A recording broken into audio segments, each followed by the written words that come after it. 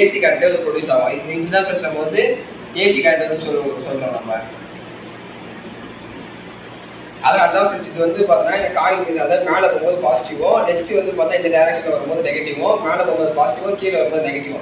அதனால நமக்கு இப்படி கிடைக்கும் ஃப்ரெண்ட்ஸ், வேற ஒன்றும் இல்லை. இப்போ டிசி கரண்ட் வந்து பார்த்தோன்னா இதை தவிர்த்து இப்போ மோட்டர், ஜென்ரேட்டர் அந்த மாதிரி காயில் வச்சு ஆல்டர்னேட்டிங் சோர்ஸாக வந்து ப்ரொடியூஸ் ஆகுது எல்லா கரண்ட்டுமே ஏசி கரண்ட் தான். டிசின்றது டைரக்ட் கரண்ட் ஃப்ரெண்ட்ஸ், ஒரே லைன்ல இருக்கும். இந்த மாதிரி வந்து பார்த்தோன்னா வேவ்ஸ்லாம் வராது, டைரக்ட் லைனாக இருக்கும். அதனால தான் வந்து பார்த்தா நம்ம டிசி கரண்ட்னு சொல்கிறோம். இதுக்கான எக்ஸாம்பிள் வந்து பார்த்தோன்னா பெஸ்ட் எக்ஸாம்பிள் சோலார், விண்ட் அந்த மாதிரி. அதாவது இதை தவிர்த்து வர எல்லாமே டிசி தான் ஃப்ரெண்ட்ஸ், வேற ஒன்றும் இல்லை.